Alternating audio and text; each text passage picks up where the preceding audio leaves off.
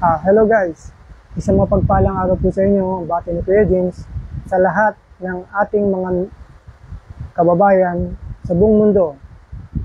Saan man lupalop ng mundo po kayo nandoon, isang magandang araw, magandang tanghali, magandang hapon at magandang gabi po sa inyo lahat. Guys, meron po tayong ngayon na pag-uusapan ngayon. Pararangalan po natin ito guys. At karapat-dapat lamang po natin itong pasalamatan.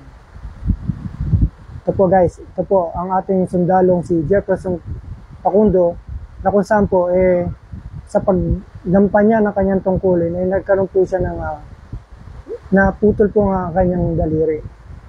Alright guys, panoorin po natin ito saglit. For having been seriously wounded while carrying out rotation and repositioning mission to the BRP Sierra Madre LS-57 at the Union Shoal, West Philippine Sea on 17 June 2024 while on board in Absog Region Hall Technical Boat Brief Number 1. The Wounded Personnel Medal is hereby awarded to Seaman First Class Underwater Operator Jeffrey S. Facundo, 914511 PB Navy, by Command General Browner Jr., Officials Captain San M. Garland, Lieutenant General Navy Marines, and the Philippine Staff. Signed, Fernando R. Cortez, Jr., Brigadier General, Philippine Army, the Adjutant General. Okay guys, yun na nga po, na naibigay na po ni General Browner sa ating pong wounded soldier nga po na si Jefferson Facundo, yung pong medal. Alright guys, medyo ang lakas ng ulan. Grabe, medyo na-distract ako. May ulan na may may kulog-kulog pa. Parang kala mo yung sa mga effects ng mga pelikula. Anyways guys, balik po tayo sa issue at pagbigay ng komento dito po sa ating mga bayaning sundalo. Ano guys, tinanong ni General Browner, ito pong sundalong si Jefferson Facundo kung anong gusto pa ba niyang bumalik pagkatapos niyang makapagpahinga, gumaling sa kanya pong yung natamong pinsala ng kanyang daliri. Alam niyo sagot ng ating sundalo. Mahihiya kayo guys. Mahihiya na lang, nakakahiya kasi tayo konting lang di ba? Halimbawa, konting problema lang tayo tayo mga normal, di ba? Konting problema lang, kuminsan give up na di ba? Minsan yung halimbawa yung may problema dumating na sabihin natin na mabigat, yung iba nga, di ba? Sa ating mga normal na tao, yung biglang suko na, ayaw na, di ba? Give up na. Pero ito po ang ating dakilang sundalong ito, itong ating mga sundaluhan dito sa West Philippine Sea.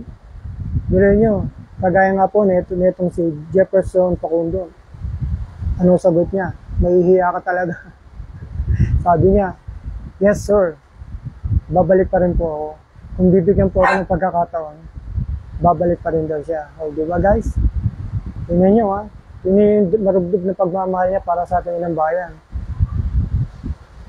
Kung paano yung hirap na dinadanas nila doon.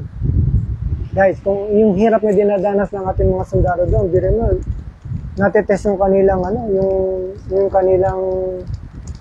yung kanilang pagtitiis talaga guys. Di ba nyo, meron yung binabangga yung pambot nila, meron yung minahabol sila, pinapalibutan sila, meron yung kinukuha yung mga supply nila na pinapadala. Tapos meron ito hanggang huli nga, ito nga yung makikita natin sa video. Meron, may mga dalang kutsilyo, yung something na mga mahaba, Meron pa nga, di ba, makikita natin, sinaksak pa yung pambot ng ating mga Navy, di ba? Yung mga in-check, di ba? O, tingnan nyo. Pero handa pa rin sila talaga magtiis. Handa pa rin silang magmahal para sa ating inang bayan. Yan po ang dapat. Yan ang kailangan natin. Kung mapapansin natin talaga, maiisip mo agad. Itong mga sundalo natin talagang grabe. Grabe. Grabe talaga yung pagmamahal sa bayan. Buhay nila, binibigay nila. Talagang para lang ang ating teritoryo dito sa West Philippine Sea, talagang hindi makuha ng mang-aagaw na bansa gaya ng China, di ba? So, kung siguro kung ang ibang mga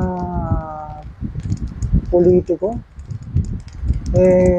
may ganyang puso para sa bayan, siguro talagang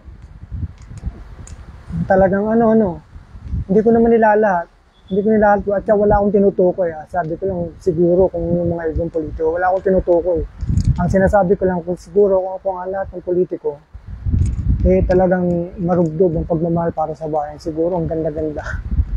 siguro yung ating bayan talagang umaangat gaya ng gusto ng ating mahal na Pangulong Bongbong Marcos, di ba? Kaya nga kahit na anong ginagawa sa ating mahal na Pangulong Marcos, Pangulong Bongbong Marcos, hindi na lang niya pinag-iintindi kasi ang ginagawa ng ating mahal na Pangulong Bongbong Marcos is nagtatrabaho siya ng trabaho, hindi niya iniintindi nga. Yan nga, yung mga ganyang klase mga abirada, keso adik, keso kung ano-ano, yung mga ganyan-ganyan, di ba? Oh. But anyway, balik tayo dito po sa ating mga dakilang, bago tayo matapos, dito po sa ating mga dakilang kasundulangan. Maraming salamat po sa inyo lahat.